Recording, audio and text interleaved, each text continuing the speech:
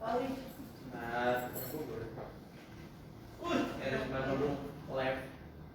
berdoa.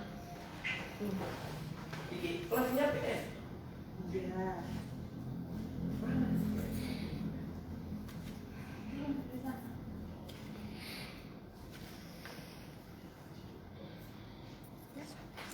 Halo, selamat pagi teman-teman PMB Instiper Jogja. Alhamdulillah hari ini seperti yang kita janjikan, kita melaksanakan kegiatan alumni Instiper menginspirasi. Nah, ini untuk membuka, ini saya mau sapa-sapa dulu ya. Yang sudah hadir siapa saja?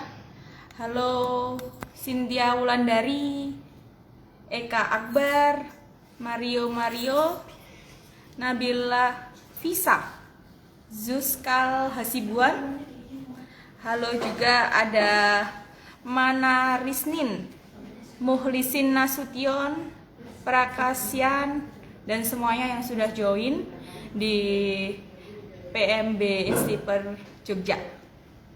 Nah, ini nanti kita 1 jam ke depan akan ditemani oleh Bapak Indrawan yang di sini adalah alumni Instiper tahun 84 dunia kerja dan akan berbagi dan sharing tentang pengalaman kerjanya dan juga pengalaman dulu kuliah di Instiper tentunya.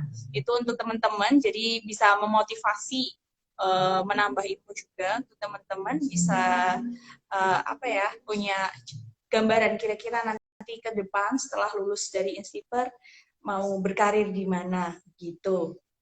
Nah, untuk hari ini juga Bapak Indrawan akan bergabung dengan kita nanti sambil kita tunggu ya, karena ini nanti kita invite dulu untuk Bapak Indrawannya gitu. Nah, lalu saya jelaskan juga apa sih Kak AIM itu.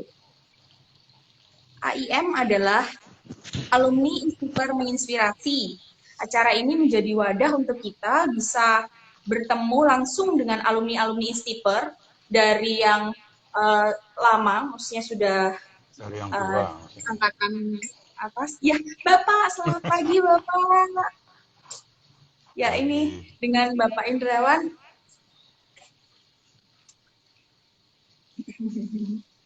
Ya, sehat-sehat Bapak. Alhamdulillah. Suara saya bisa didengar? Alhamdulillah. Iya, suaranya terdengar Bapak. Oh iya. Oke, lanjut. Ya.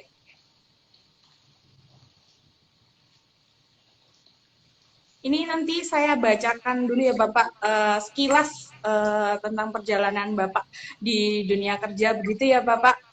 Sambil saya perkenalkan sedikit, nanti sebelum Bapak memberikan berbagi informasi, berbagi sharing ilmu, pengalaman kerja dulu setelah lulus dari Instiper, begitu ya Bapak ya. Iya. Ya, jadi bersama kita telah bergabung Bapak Insinyur Haji Indrawan Prakasa MM. Beliau adalah alumni Budidaya Pertanian angkatan 1984. Kemudian lulus di tahun 1990, begitu ya Bapak? Itu ya, untuk bagaimana Bapak? Kuliahnya lama, saya disayang dosen. Oh, kuliahnya lama. Iya, tidak apa-apa Bapak. Kalau dulu angka segitu udah cepat ya Bapak. Beda kalau sekarang memang lebih cepat 3,5 tahun begitu ya Bapak. Ya, betul. Nah, ini pernah bekerja di PT MHP sebagai plantation supervisor, lalu menjadi superintendent plantation ya Bapak. Jadi naik jabatan begitu ya Bapak. Masih sama di PT yang sama, lalu menjadi manajer unit tahun 92 hingga 93 di PT MHP. Kemudian menjadi manajer produksi tanaman PT MHP tahun 1993 hingga 1996. Lalu menjadi GM unit plantation PT MHB tahun 96 hingga 98. Jadi karirnya terus melesat ya Bapak di sini. Lalu kami baca lagi, menjadi Direktur PT HRB tahun 98 hingga 2003, kemudian Vice President Director PT HRB tahun 2003 hingga 2007, lalu Board of Director UFS Singaporean Holding Public Company tahun 2004 hingga 2011, kemudian menjadi founder PT Entri Putra Nusantara tahun 2011, dan kemudian menjadi founder Aldo Putra Prakarsa tahun 2012. Begitu ya Bapak ya, perkenalan singkat dari kami. Nanti di sini kira-kira 30 menit untuk Bapak bisa sharing pengalaman. Nanti ada tanya jawab juga Bapak di belakang. Boleh Bapak dimulai untuk sesi sharingnya, begitu? Baik. Ya, Assalamualaikum. Selamat pagi semuanya. Saya juga bingung waalaikumsalam. sebenarnya mau sharing apa ini. Tadi udah dibacakan riwayat hidup saya. Jadi sejak pertama saya selesai kuliah di Stiper. Saya mulai dulu sebelum kuliah di Stiper. Mungkin kenapa saya cerita sebelum kuliah di Stiper, karena mungkin hal ini juga banyak dialami oleh adik-adik di sini. Awalnya cita-cita saya bukan jadi petani. Cita-cita saya dulu banyak macam-macam. Pernah bercita-cita jadi dokter, pernah bercita-cita jadi arsitek, pernah bercita-cita jadi pengusaha. Kemudian nasib membawa saya ke Stiper. Nah, kenapa saya sampaikan ini? Karena mungkin banyak di antara teman-teman juga mengalami hal yang sama. Tapi itu bukan hal yang buruk. Karena menurut saya, seandainya kita tidak memperoleh apa yang kita inginkan, apa yang kita cintai aja apa yang kita peroleh. Jadi saya masuk tahun 84, kemudian keluar tahun 90. Pada saat saya keluar tahun 90, waktu itu industri sedang berkembang di Indonesia. Banyak usaha-usaha yang berhubungan dengan dunia pertanian dan kehutanan baru yang sedang dibangun. Jadi saya cukup beruntung waktu itu. Sekali lagi sebenarnya cita-cita saya bukan bekerja di kebun. Saya pengen kerja di kantor, di kota. Saya melamar di berbagai perusahaan yang kira-kira nanti kerjanya di kota. Seperti di bank. Beberapa kali saya ikut tes bank, nggak pernah diterima. Suatu ketika, saya ingat betul 1 minggu sebelum wisuda, teman saya bilang ini ada lowongan kerja nih di perusahaan kehutanan. Padahal saya agronomi nih. Coba aja dia bilang gitu. Itu teman kos saya sebelah kamar. Akhirnya saya ikut. Waktu tes itu saya agak kaget karena jumlah peserta tesnya banyak sekali, mungkin sekitar 600. Sedangkan yang rencana diterima itu saya tahu hanya 17 atau 18 orang. Saya ikuti aja, alhamdulillah saya masuk menjadi salah satu dari 18 orang. Saya ingat waktu itu 17 orang itu anak-anak yang berasal dari universitas negeri. Yang dari Stiper cuma saya kebetulan waktu itu. Kemudian kami berangkat kerja, perusahaannya itu berlokasi di Sumatera Selatan. Sampai di Palembang saya senang, oh lumayan kota nih. Besoknya kami berangkat lagi ke kota yang lebih kecil. Wah masih kota nih. Habis itu kami masih naik jeep lagi 6 jam masuk hutan ke Pater-Pater. Wah ini udah nggak kota ini. Nah pada saat itulah saya mulai berpikir, kalau saya sudah berani sampai di tempat ini, sudah sedemikian jauh pengorbanan yang saya lakukan untuk sampai di sini, saya harus menjadi yang terbaik di sini. Karena saya pernah diingatkan oleh ayah saya bahwa yang dicatat oleh sejarah itu hanyalah nomor 1.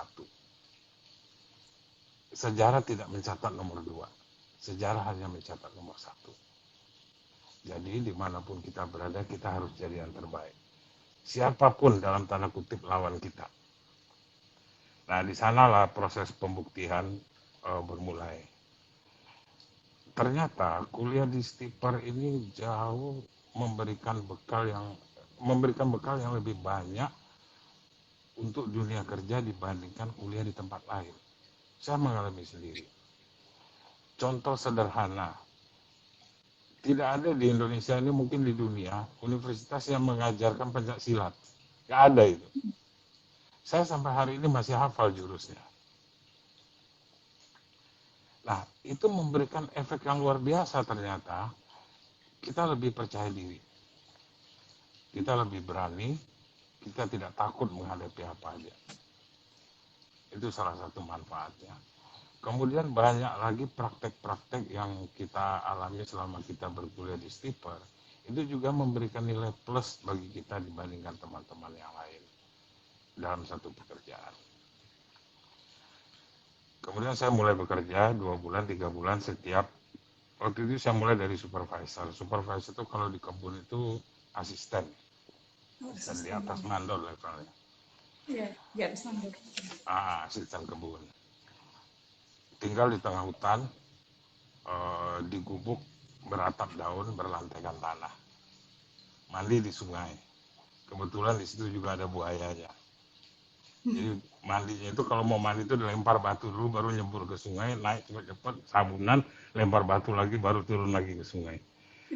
Itu yang saya lewati. Nah, setiap hari saya atur mindset saya bahwa saya sudah berani sampai di tempat ini, saya harus jadi yang terbaik. Nah, dan itu saya buktikan. Pada waktu itu kita masing-masing diberi target, kalau nggak salah 600 hektar nanam.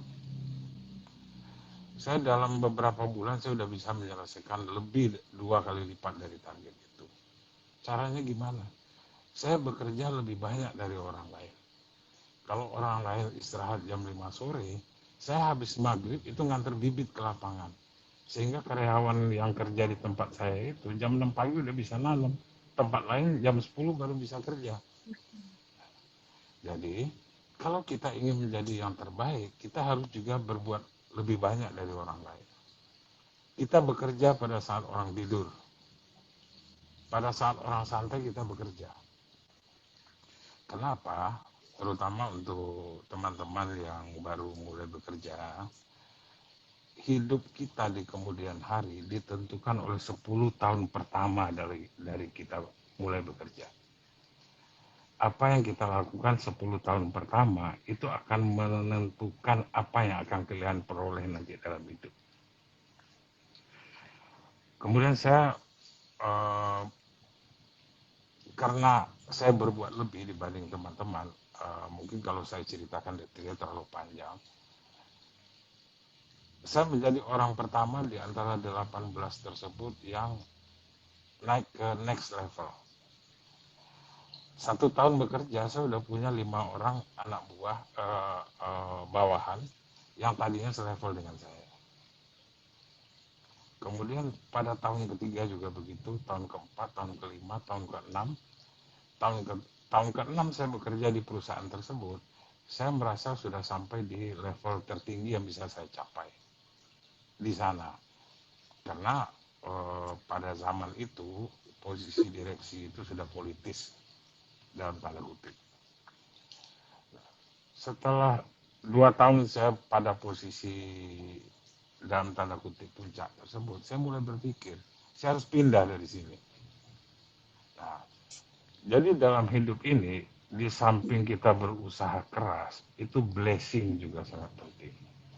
Doa orang tua, nasib baik, keberuntungan itu juga punya faktor penting. Kebetulan saya secara tidak dalam perjalanan bekerja tadi, saya berkenalan dengan seorang yang kemudian membangun satu perusahaan baru yang serupa, yang tidak kalah besarnya. Dan beliau rekrut. Nah, ada satu pengalaman yang ingin saya share di sini, supaya kalian semua tidak pernah mengalami ini. Pada waktu itu saya baru bekerja 7 tahun. Waktu pindah ke perusahaan baru, saya ditawari pada posisi direksi. Saya ditawari jadi direktur produksi. Waktu itu karena saya masih muda, saya umur saya waktu itu belum 35, mungkin 33 tahun apa 34 tahun. Apa saya mampu? Saya bilang saya nggak sanggup Pak, saya yang lain aja. Nah, itu ternyata salah satu kesalahan terbesar yang saya bikin selama saya membangun karir. Jadi, jangan pernah menolak kesempatan. Setiap ada kesempatan, ambil. Bisa nggak bisa, belajar sambil jalan. Nanti pasti bisa. Nah, itu pelajaran hidup yang perlu dicatat. Jangan pernah menolak kesempatan. Setiap ada kesempatan baik, ambil. Bisa nggak bisa, belajar sambil jalan. Pasti bisa. Tuh. Kemudian 2 tahun kemudian baru kesempatan yang sama datang. Ini karena keberuntungan. Karena biasanya satu kali kita melewatkan kesempatan baik, itu kesempatan itu tidak akan pernah datang lagi.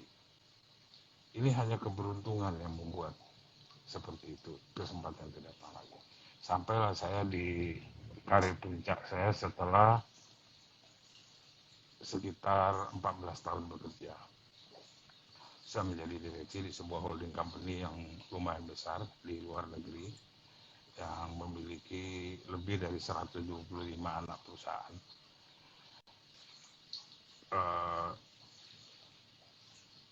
Kemudian saya mulai berpikir, apakah saya akan jadi pekerja seumur hidup saya? Karena menjadi pekerja, yang mencapai cita-citanya itu pemilik perusahaan, bukan kita. Kita hanya akan sampai pada batas tertentu. Kemudian dan memang saya punya rencana umur 40 atau 41, 42 saya ingin pensiun. Saya ingin mandiri. Saya berhenti bekerja untuk orang lain.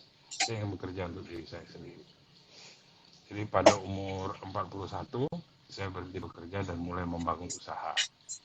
Yang mana sebelumnya 5 tahun sebelumnya sebenarnya saya sudah prepare. Jadi 4 tahun 99 saya sudah mulai membangun kebun kecil-kecilan sendiri. Saat itu saya masih bekerja. Mindset saya sederhana aja. Karena yang kita kuasai hanya bertani. Ya udah kita jadi petani aja. Mindset saya sederhana. Tuh, kemudian tahun 2011 saya menyatakan diri pensiun. Pada saat itu usia saya 41 tahun. Saya mulai membangun berbagai usaha. Banyak yang gagal juga, tapi ada juga yang sukses. Karena biasanya kalau kita terbiasa bekerja di perusahaan raksasa, mindset kita itu terlalu besar membangun sebuah usaha yang kecil. Di situ saya mengalami banyak kegagalan. Usaha pertama gagal, usaha kedua gagal, usaha ketiga gagal, usaha keempat gagal, usaha kelima sukses, usaha keenam gagal, usaha ketujuh gagal, usaha kedelapan sukses, begitu seterusnya. Jadi dalam hidup kita tidak boleh putus asa. Kemudian satu lagi, ini judulnya saya lihat kiat sukses ya Mbak ya. Nah, Betul, Pak. sukses, apa itu sukses? Ya, kadang-kadang kebanyakan orang mengartikan sukses itu adalah memiliki harta yang banyak. Ya. Padahal sebenarnya sukses itu bukan itu. Karena berapapun banyaknya harta yang kita miliki, itu belum tentu membuat kita sukses dalam hidup. Bagi saya, definisi sukses itu adalah wealth, sejahtera. Apa itu sejahtera? Sejahtera itu adalah kita bisa memenuhi dengan mudah semua keinginan wajar kita dalam hidup. Jadi kita bisa memenuhi dengan mudah semua keinginan wajar kita dalam hidup. Contoh, kita ingin tinggal di sebuah rumah yang di lokasi yang bagus, kemudian rumahnya nyaman misalnya kita ingin rumah kita itu punya kolam renang, kemudian kita ingin punya semua yang kita inginkan yang ada di dalam otak kita yang masih wajar, kita ingin punya. Dan kita bisa mendapatkannya dengan mudah, itu sukses. Nah, Saya kasih contoh begini, misalnya kita punya tabungan di bank 100 miliar hari ini. Belum tentu kita bisa sukses, belum tentu kita work, belum tentu kita sejahtera. Kalau keinginan kita punya pesawat pribadi, karena harganya 150 miliar nggak cukup duit kita. Nah, bisa nangkep intinya kan? Jadi kita harus bisa mengukur keinginan kita yang disesuaikan dengan kemampuan kita. Itulah sukses.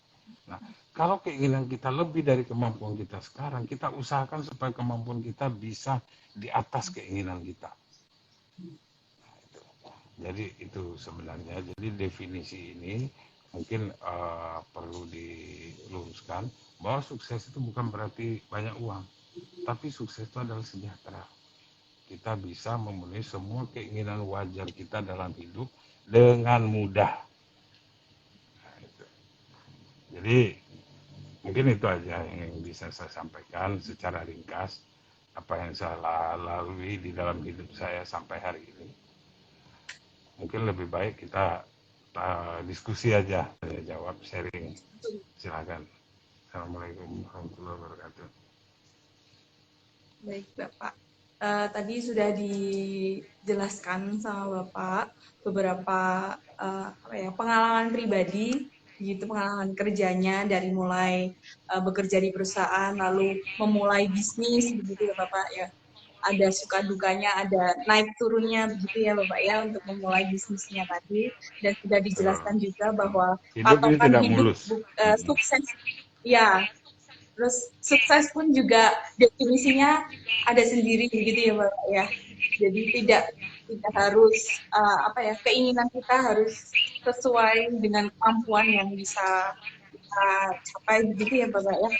Nah, ini juga kita sudah ada beberapa pertanyaan dari uh, followers kita di Instagram itu. Di sini ada beberapa yang akan saya bacakan ya Bapak.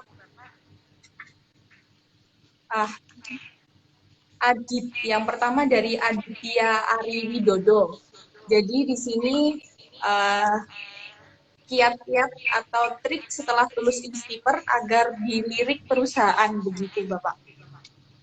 Oh ya, baik. Ada di Mas Aditya hadir ini? Mas Aditya. Oh, ini tidak bisa interaksi seperti Zoom ya? Iya, tidak bisa dipanggil satu gitu arah ya. Bapak. Oke, nggak apa-apa. Iya nanti hanya kita berdua Bapak yang bisa komunikasi. Oh, iya. Jadi Mas Aditya mungkin menyimak saja, mendengarkan. Mudah-mudahan Mas Adit hadir ya dan menyimak ya. Iya. Saya hanya bercerita berdasarkan apa yang saya alami. Karena saya bukan psikolog dan saya juga tidak mendalami ilmu yang seperti ini. Saya hanya bisa cerita pengalaman saya. Trik setelah lulus.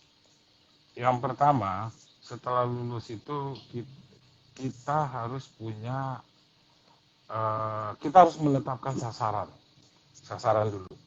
Sasaran itu maksudnya begini. Misalnya setelah lulus, saya ingin bekerja di sebuah perkebunan. Di kebunnya, di plantationnya. Saya setelah lulus, saya ingin bekerja di sebuah industri di pabrik kelapa sawit. Saya setelah lulus ingin bekerja di bank. Karena anak skipper juga banyak yang bekerja di bank. Salah satu direksi perusahaan bank terbesar di Indonesia, itu angkatan saya anak skipper. Mungkin suatu saat bisa diundang itu. Ya, baik-baik Bapak. Bisa. Nah, jadi banyak lapangan kerja, itu kelebihan skipper. Skipper itu bisa bekerja di mana saja. Jadi apa saja bisa. Nah, setelah kita tetapkan sasaran, misalnya sasaran saya mau bekerja di perusahaan perkebunan menjadi orang lapangan. Nah, kita fokus. Fokus maksudnya kita isi kepala kita, pengetahuan kita dengan banyak membaca. Apalagi sekarang gampang mendapatkan pengetahuan. Banyak membaca, menonton yang berhubungan dengan target kita itu. Yang berhubungan dengan target kita itu. Nah, kemudian yang berikutnya kita mulai membangun network. membangun jaringan. Network itu bisa ke dalam pertemanan, bisa keluar. Sekarang kan banyak, LinkedIn ada, Facebook ada, banyaklah media sosial yang bisa membangun network dengan orang lain yang berhubungan dengan target yang kita tuju. Kita kenal dengan kakak kelas, misalnya ada kakak kelas kita yang bekerja di perkebunan mana, perkebunan mana. Kalian sekarang, generasi sekarang itu sebenarnya diuntungkan, terutama anak stipper, karena mungkin 60-70% perusahaan-perusahaan perkebunan dan kehutanan besar di Indonesia itu direksinya anak stipper. Cari info itu. Cari info itu dan usahakan nge-link. Karena apa? Karena kita stipper itu adalah sebuah keluarga besar. Sebuah keluarga besar, mau angkatan 80, mau angkatan 90, mau angkatan 2000, itu selalu merasa angkatan di bawahnya itu adalah keluarganya. Jadi kalau ada misalnya perkebunan, itu manajernya atau direksinya orang stipper, kalian datang ke sana pasti ditemui, pasti itu. Nggak mungkin ditolak. Karena kita stipper adalah keluarga, kita satu keluarga. Satu keluarga besar, keluarga stipper. Nah, bisa juga network itu dibangun lewat KIN stipper. Kita kan ada KIN stipper. Setiap lulusan stipper otomatis menjadi anggota KIN stipper. Seperti di Jogja.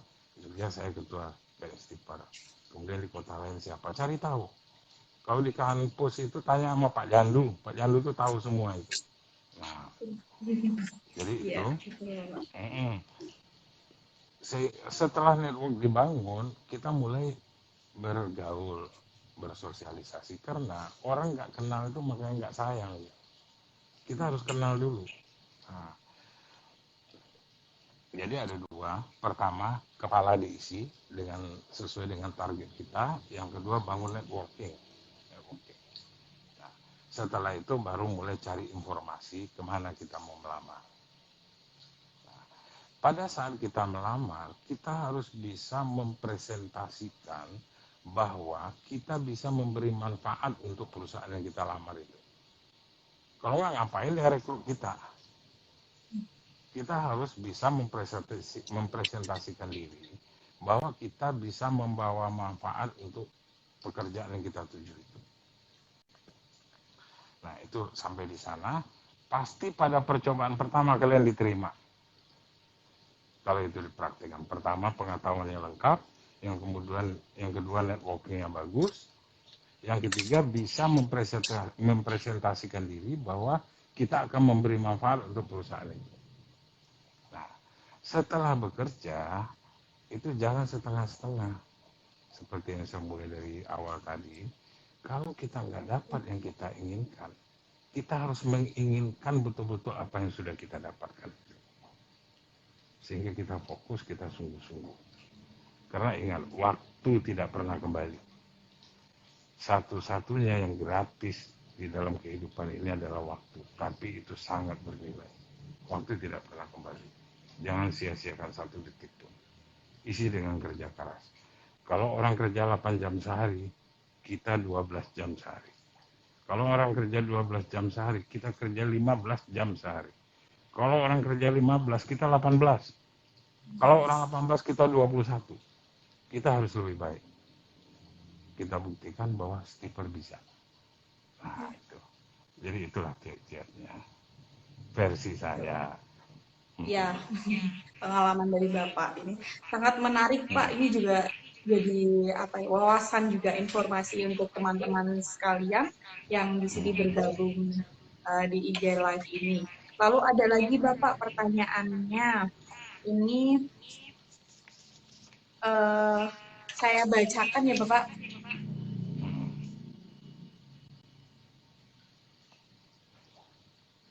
Yang kedua, bagaimana kiat agar kita bisa sukses seperti alumni Stipper? Jadi ini pertanyaannya mirip-mirip sih sebenarnya Bapak. Ya. Ya, baik. Bagaimana bisa sukses seperti alumni Stipper gitu ya. Nah, kita kembali ke pembicaraan awal tadi. Apa itu sukses? Banyak orang mengartikan sukses itu punya Ferrari misalnya. Sukses itu punya mobil bagus, punya rumah bagus. Ya.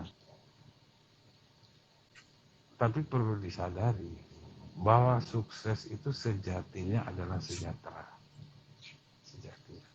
Karena kalau sukses itu diukur pakai berapa uang yang kita miliki, di muka bumi ini nggak ada orang yang sukses. Karena keinginan manusia itu batasnya langit. Tanpa batas ya Pak, Jadi keinginannya ada tanpa terus ya batas. Pak.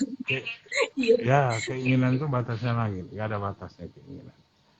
Makanya kita harus mengerti bahwa sukses itu adalah sejahtera. Contoh nih, misalnya kita punya gaji 3 juta misalnya. Nanti adik-adik setelah bekerja punya gaji 3 juta. Tapi punya gaji 3 juta pengen kredit mobil. Kredit mobil itu 2.500.000 sebulan cicilannya. Makan 500.000 akhirnya terpaksa makan tempe. Apakah itu sukses? Menurut saya tidak. Tapi kalau punya gaji 3 juta, beli sepeda motor tunai, nggak kredit, ya kan? Kemudian makan setiap hari Sabtu kepengen makan di luar gitu misalnya, bisa karena punya uang, bisa punya tabungan untuk masa depannya, keluarganya kelak nanti. Nah, itu menurut saya sukses, menurut saya sejahtera gitu. Nah, jadi kita luruskan dulu apa itu arti sukses. Kemudian yang kedua, dalam bekerja, do what you love what you do. Nah, jadi kerjakanlah apa yang kamu sukai dan sukai apa yang kamu kerjakan. Ini kalimatnya sederhana, tapi ini artinya dalam sekali. Artinya seandainya kita tidak mendapatkan yang kita sukai, kita harus belajar menyukai apa yang kita dapatkan. Nah, kita harus belajar menyukai apa yang kita dapatkan. Nah, itulah mindset yang harus kita atur dalam kepala kita. Kemudian yang kedua, dalam bekerja, tekati, camkan baik-baik bahwa sejarah hanya mencatat nomor 1. Nomor 2 itu tidak tercatat dalam sejarah. Jadi artinya kita harus selalu menjadi yang terbaik dimanapun kita berada. Jadi yang terbaik. Jadi yang terbaik itu bukan berarti kita harus ikut kiri kanan, injak bawah, sundul atas, enggak. Jadi diri kita aja. Kita tunjukkan bahwa kita adalah yang terbaik. Kemudian dalam bekerja, jangan pernah nolak permintaan perusahaan atau atasan. Meskipun itu bukan job desk kita, kerjakan aja baik-baik. Karena orang yang terlihat itu hanya orang yang punya prestasi fenomenal di antara kelompoknya.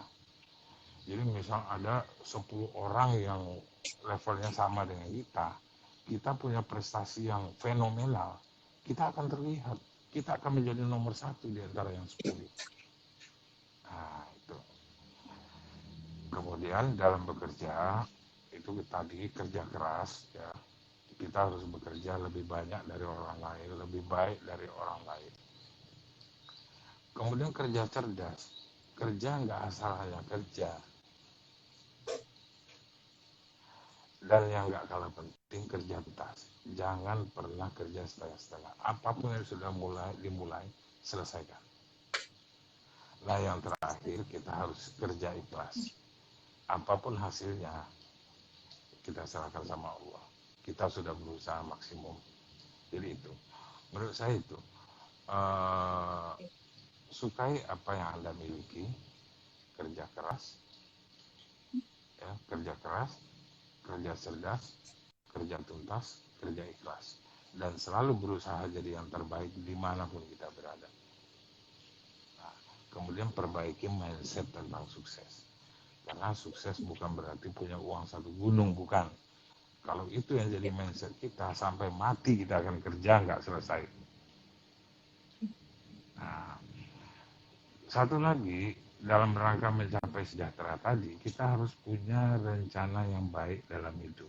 Kita harus punya planning. Kalau Anda laki-laki akan jadi kepala keluarga, itu harus bertanggung jawab untuk pendidikan anak-anaknya nanti. Itu direncanakan dari awal. Karena pendidikan sekarang tidak mudah.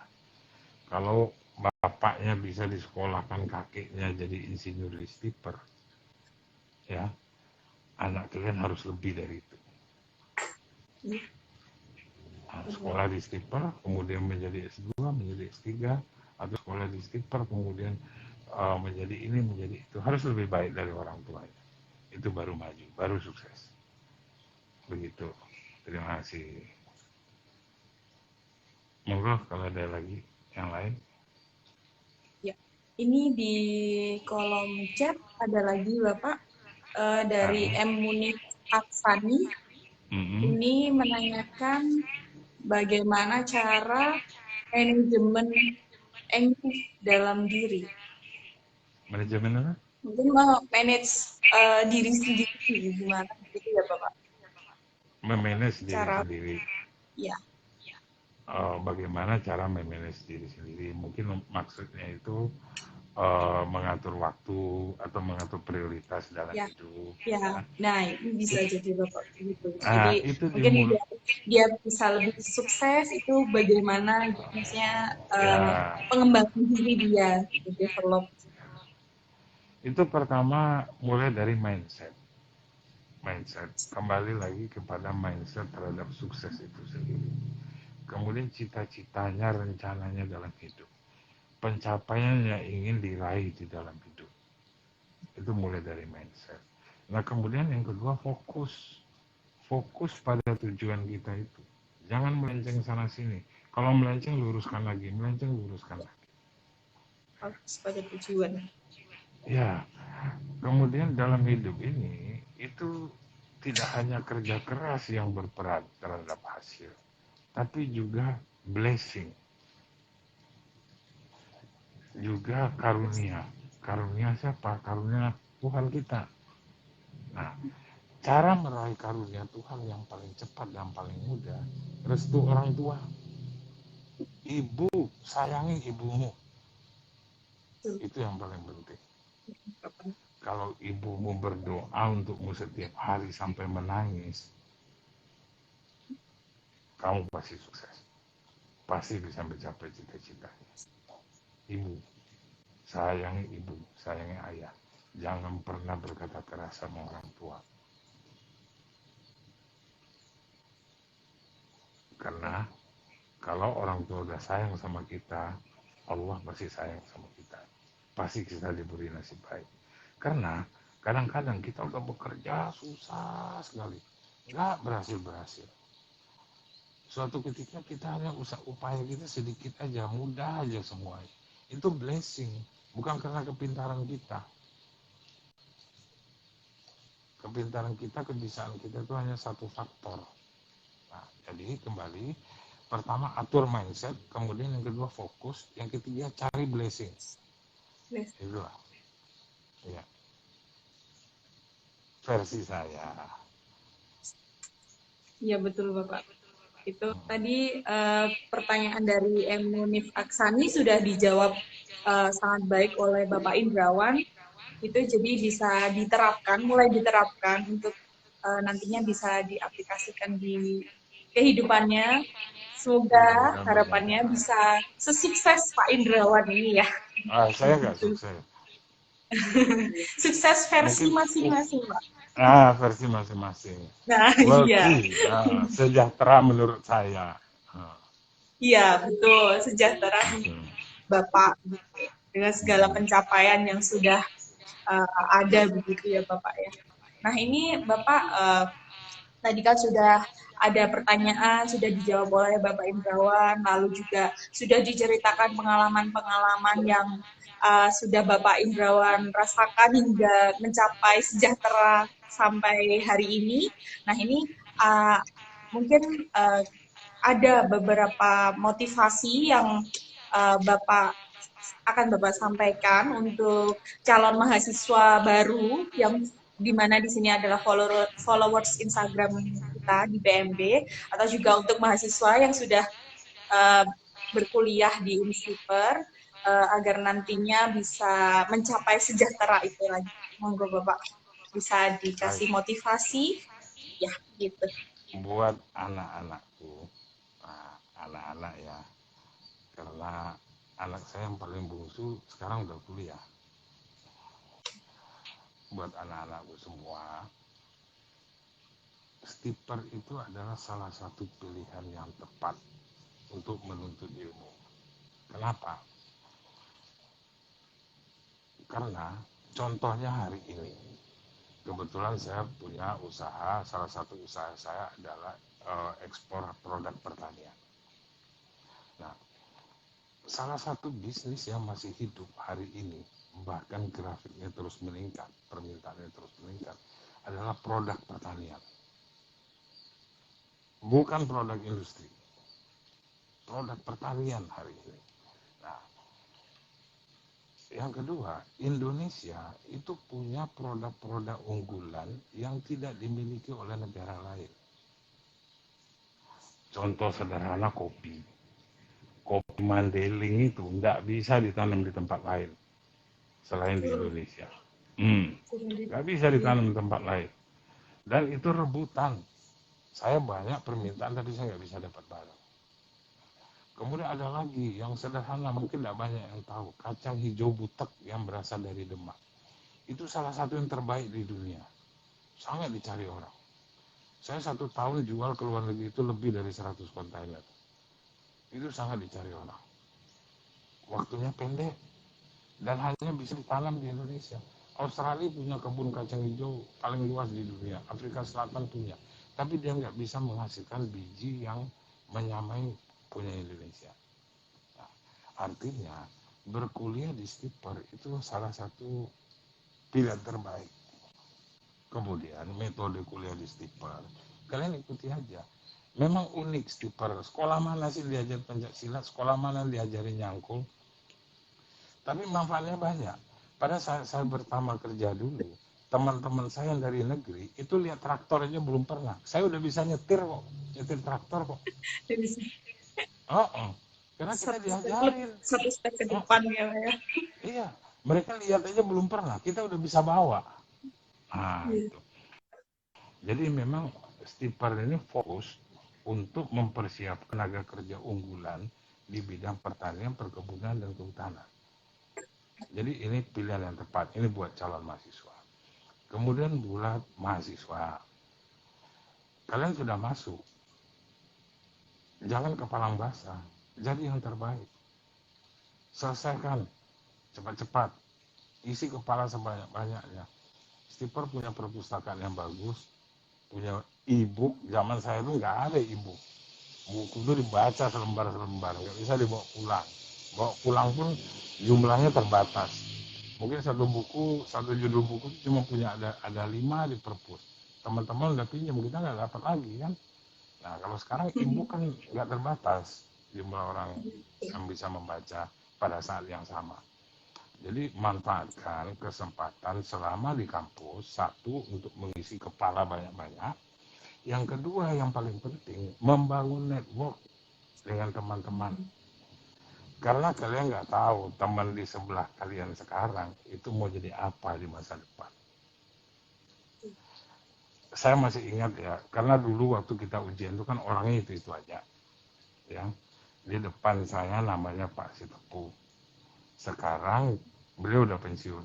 15 atau 20 tahun terakhir dia menjadi direktur di perusahaan-perusahaan sawit besar di Indonesia. Itu duduk depan saya.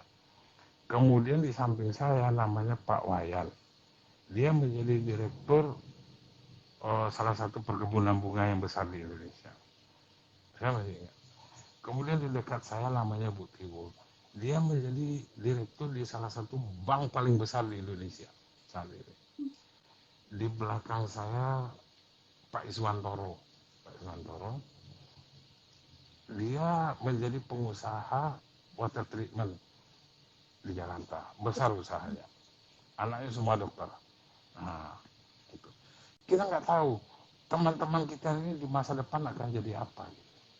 Jadi baiklah sama teman, suka menolong, jangan pernah, kalau yang namanya nolong jangan pernah berkata tidak. Sebisa mungkin bantu teman-teman kita. Nah itu kita mulai membangun network dari awal, dari muda bangun network, ya kan, jaringan. Nah sehingga nanti setelah kalian besar, itu teman yang ada di sekeliling kita pada masa kuliah itu akan menjadi teman seumur hidup kita. Kayak angkatan kami, ini berapa hari yang lalu kami masih Zoom, ketawa-ketawa, ada anaknya lagi barbekyunan, ada yang apa gitu. Seperti itu akan jadi teman seumur hidup kita. Bangun network dari sekarang. Itu. Jadi itu yang bisa saya sampaikan. Terima kasih banyak. Ini hanya berdasarkan apa yang saya alami. Mungkin yang orang lain alami berbeda lagi. Karena setiap manusia itu punya standar yang berbeda dalam hidup. Ya. Matur nuwun. Ya, terima kasih sekali Bapak. Ini tadi luar biasa sekali motivasi dari Bapak. Mohon izin saya rangkum itu untuk sesi sharing kita pada hari ini. Itu ada beberapa garis besar yang jadi saya garis bawahi. Yang pertama yaitu fokus untuk apa yang menjadi sasaran kita. Lalu untuk itu kita memperbanyak literasi, memperbanyak pengetahuan dari manapun, baik dari buku maupun dari internet yang sudah banyak begitu. Lalu membangun network begitu Bapak tadi dengan teman, baik dengan teman maupun dengan kolega-kolega, bisa juga menjalin silaturahmi dengan Kain Stiper, dengan alumni-alumni yang sudah ada, yang sudah sukses begitu, sukses dengan karir masing-masing, sehingga bisa mendapatkan informasi, lalu juga bisa untuk menambah network tadi. Lalu yang ketiga yaitu selain bekerja keras, itu perlu juga doa dari orang tua, begitu ya Bapak ya. Jadi membangun silaturahmi yang kuat dengan orang tua, begitu ya Bapak. Terutama ibu. Ya, terutama ibu. Begitu. Sayangi ibu. Garis, ya bagaimana Bapak? Sayangi ibumu. Oh iya. Kemudian perbaiki mindset, begitu tadi yang untuk fokus kepada tujuan. Begitu Bapak, jadi mungkin ini tadi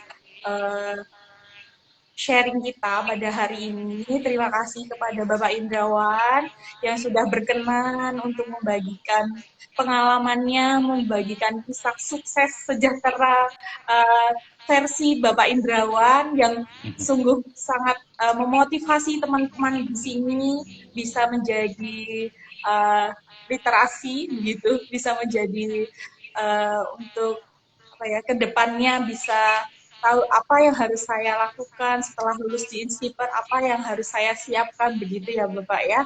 Dan saya sekali lagi bersama tim mengucapkan terima kasih kepada Bapak, dan ini ada beberapa, mohon izin untuk memberikan pengumuman bahwa tadi yang bertanya ini akan mendapatkan giveaway dari Instiper. Itu yang pertama Aditya Ari Widodo, tadi Bapak pertanyaan pertama, lalu ada kedua dari Bintang itu, dan yang ketiga dari M. Munis Aksani.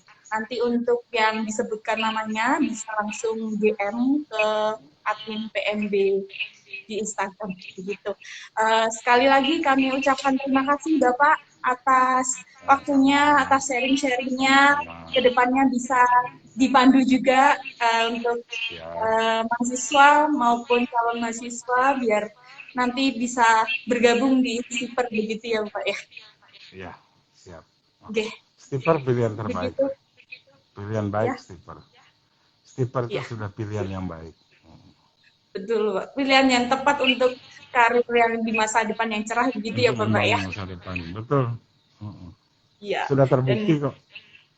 Ya, lulusannya banyak, alumnisnya banyak yang sukses, termasuk Bapak Indrawan begitu ya Bapak ya.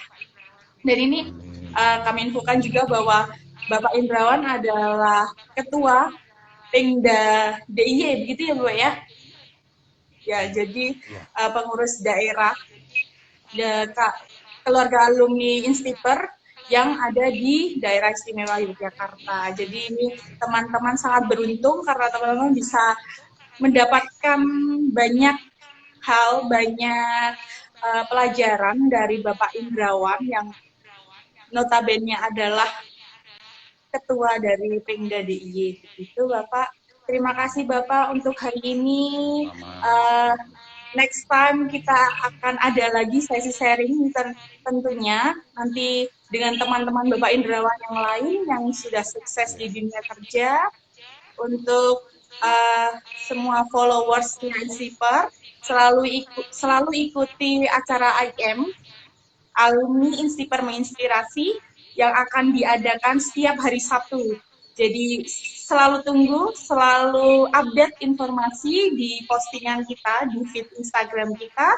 Nanti akan banyak alumni-alumni Instiper yang akan memberikan motivasi, memberikan ilmu, memberikan pengalaman kerjanya kepada teman-teman sehingga bisa teman-teman ikuti, teman-teman copy, teman-teman bisa untuk literasi teman-teman untuk sukses di dunia ke depan. Begitu, Bapak. Terima kasih, Bapak, atas waktunya.